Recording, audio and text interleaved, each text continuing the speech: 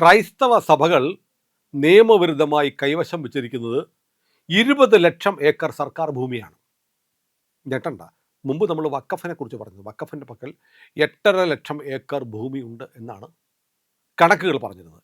Indian ആർമിയും Indian റെയിൽവേയും കഴിഞ്ഞാൽ ഏറ്റവും കൂടുതൽ ഭൂമിയുള്ളത് വഖഫിനാണ് എന്ന് പറഞ്ഞിരുന്നു.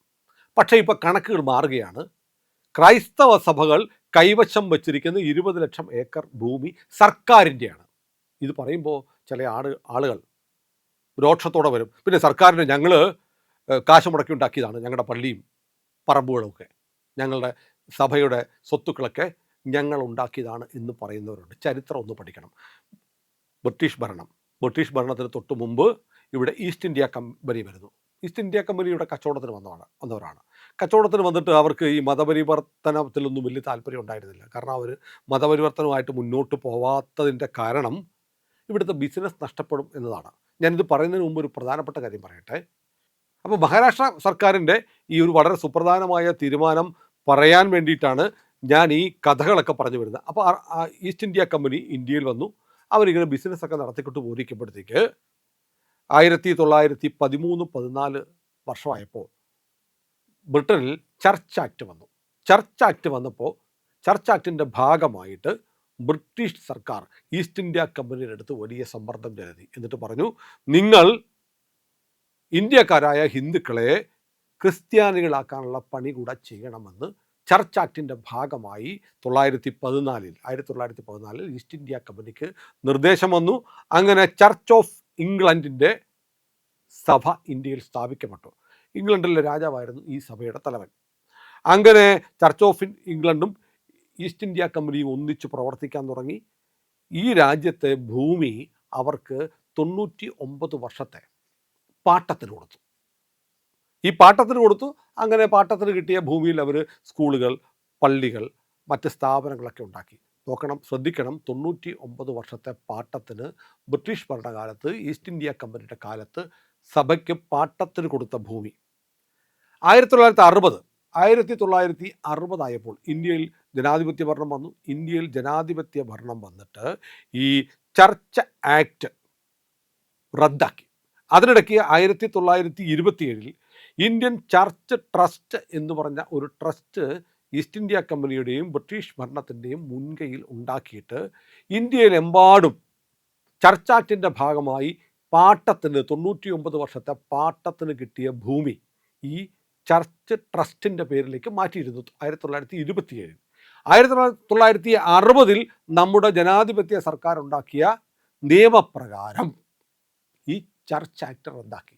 എന്ന് പറഞ്ഞാൽ ഓട്ടോമാറ്റിക്കലി 1927 ചർച്ച് ട്രസ്റ്റിൻ്റെ ഭാഗമായ ഭൂമി മുഴുവൻ സർക്കാരിൽ നിക്ഷിപ്തമായി. ഉടമസ്ഥാവകാശം ഈസ്റ്റ് ഇന്ത്യ കമ്പനിയിൽ നിന്ന് മാറിയിട്ട് ഇന്ത്യ സർക്കാരിൻ്റെ ഉടമസ്ഥതയിലായി. ഇന്ത്യ സർക്കാരിൻ്റെ ഉടമസ്ഥതയിലുള്ള ഭൂമിയാണ് പിന്നീട് അവർ 99 വർഷത്തെ പാട്ടത്തിന് വെച്ച് അനുഭവിച്ചു കൊണ്ടിരുന്നത്. പക്ഷേ 1960 ഈ ചർച്ച് ആക്ട് നിലവിൽ വന്നു കഴിയുമ്പോൾ സ്വാഭാവികമായും അത് രജിസ്റ്റർ ചെയ്ത് ലീസ് പുതുക്കണമായിരുന്നു, പാട്ടം പുതുക്കണമായിരുന്നു. അത് ചെയ്യാതെ ഇവരെന്ത് ചെയ്തു? ഇവരിത് കൈവശം വെച്ച് ഇങ്ങനെ അനുഭവിച്ചു കൊണ്ടിരുന്നു. ഇന്ത്യയിലെ സർക്കാരുകൾ ഈ ഭൂമി തിരിച്ചു പിടിക്കാൻ അല്ലെങ്കിൽ പുതിയ പാട്ടക്കരാറുണ്ടാക്കാൻ നടപടിയെടുത്തില്ല. അത് മാത്രമല്ല, church of north India, church of south India ഇവരെന്ത് ചെയ്തു? സർക്കാരിൻ്റെ അനുമതിയില്ലാതെ സർക്കാരിൻ്റെ ഈ ഭൂമി അവർ വീതിച്ചെടുത്തു. പൂർണ്ണമായും ഈ ഭൂമി വീതിച്ചെടുത്ത് അതിൽ നിന്നുള്ള വരുമാനം ഉപയോഗിച്ച് മതപരിവർത്തന പ്രവർത്തനം ഇന്ത്യയിൽ ആരംഭിച്ചു.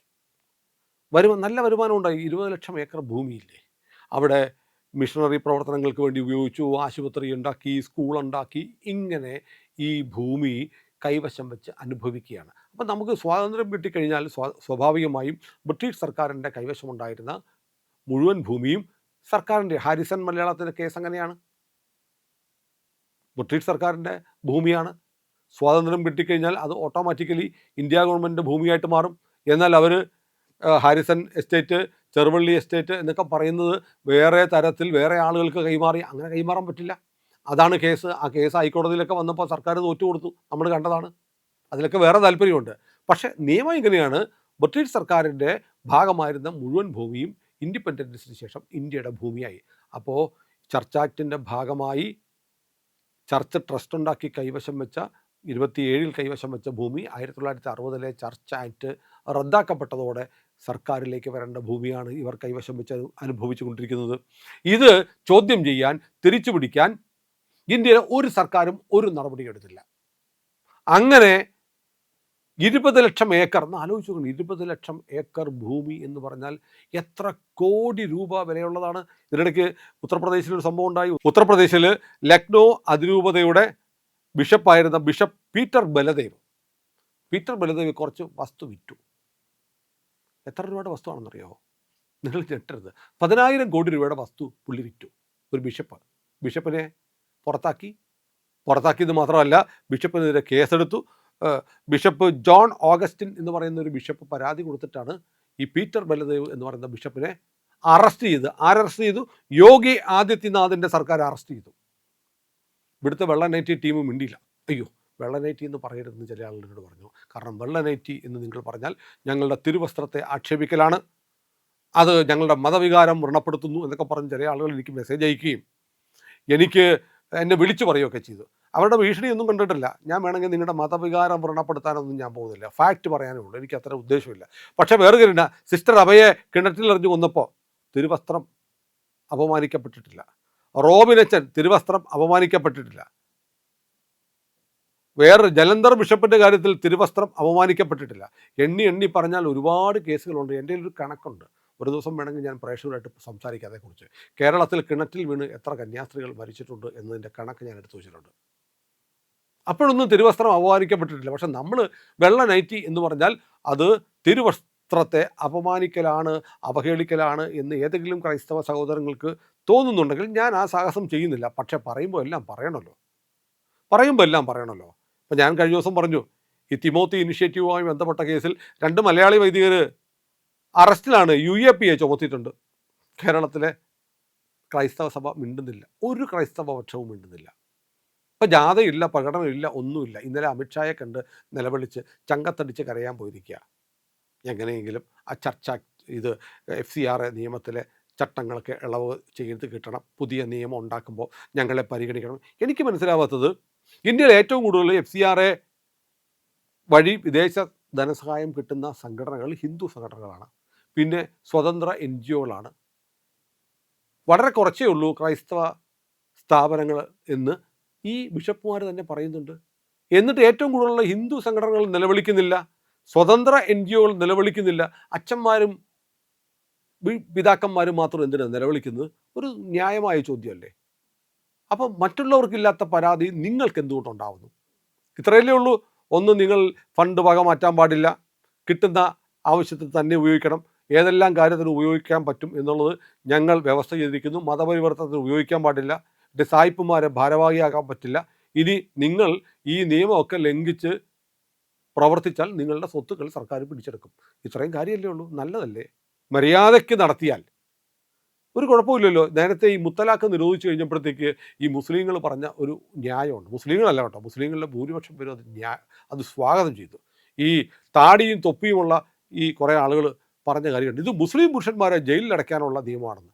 എനിക്കത് ആലോചിച്ചിട്ട് ഒരു പിടിയും കിട്ടിയിട്ടില്ല. എങ്ങനെ മുസ്ലിം പുരുഷന്മാർ ജയിലിൽ പോകും? മുത്തലാഖ്, തലാഖ് തലാഖ് തലാഖ് എന്ന് 3 പ്രാവശ്യം പറഞ്ഞു ഭാര്യയെ കയ്യോടെ ഓൺ ദ സ്പോട്ട് പറഞ്ഞു വിടുന്ന ആളുകൾ ജയിലിൽ പോകും. ശരിയാണ്. അപ്പം നിങ്ങളത് പറയാതിരുന്ന പോലെ.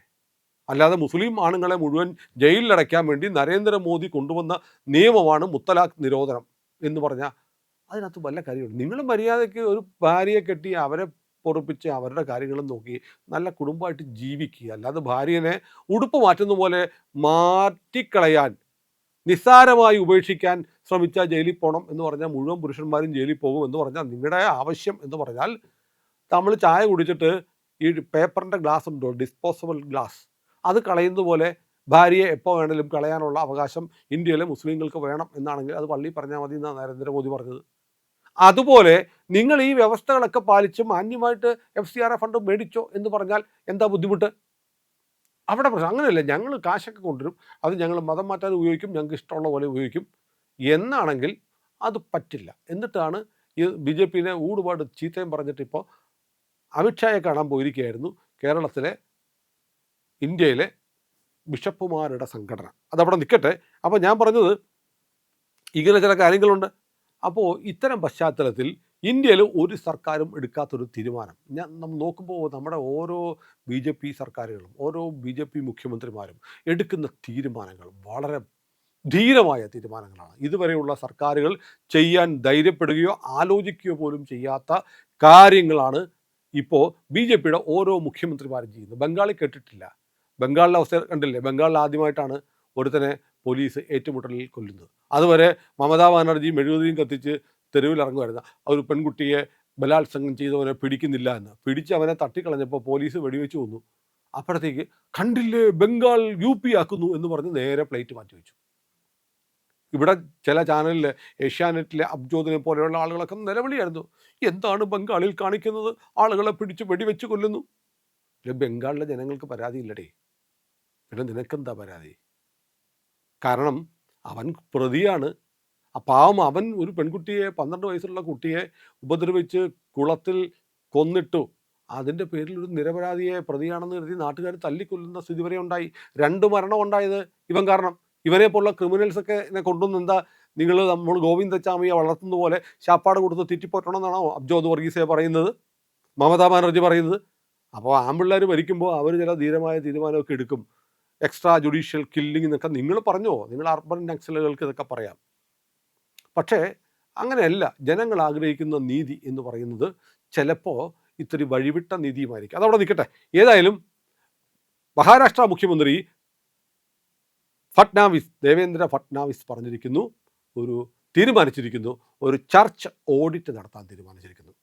കഴിഞ്ഞ 8-ാം തീയതി ചന്ദ്രശേഖർ ബാവൻഗുളെ എന്ന് പറയുന്ന മഹാരാഷ്ട്ര മന്ത്രി ഇത് നിയമസഭയിൽ പ്രഖ്യാപിച്ചു.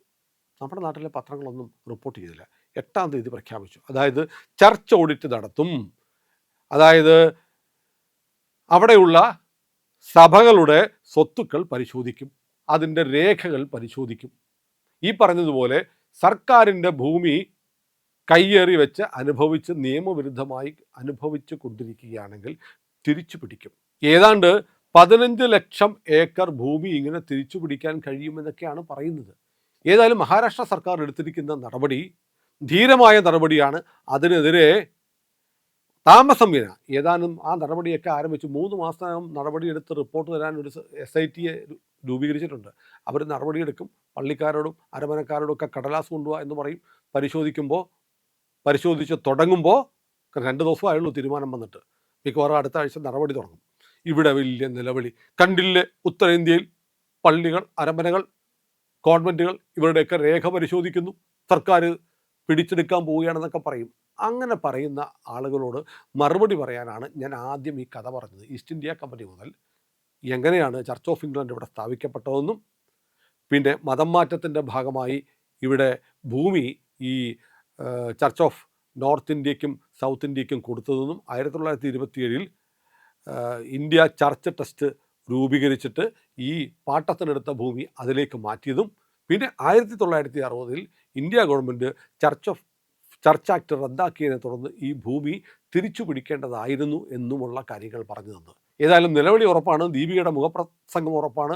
ഏഷ്യാനെറ്റ് ഉൾപ്പെടെയുള്ള മാധ്യമങ്ങളിൽ വലിയ ഘടാഘടിയൻ വാർത്തകളും വരും ദിവസങ്ങളിൽ വരും. മഹാരാഷ്ട്ര ക്രിസ്ത്യാനികളെ വേട്ടയാടുന്നു BJP സർക്കാർ എന്നുള്ള വാർത്ത വരും ദിവസങ്ങളിൽ വരുന്നുണ്ട്. അതിനു മുമ്പേ അറിഞ്ഞിരിക്കാൻ പറഞ്ഞതാണ്. ഇതാണ് വസ്തുത. കൂടുതൽ വിവരങ്ങൾ, കൂടുതൽ അപ്ഡേറ്റ്സ് ഇക്കാര്യത്തിൽ വരും ദിവസങ്ങളിൽ ഇന്ത്യ ലൈവിൽ ഉണ്ടാവും. ഞങ്ങളുടെ കൂടെ സഞ്ചരിക്കുക. ചാനൽ ഉറപ്പായും കാണുക.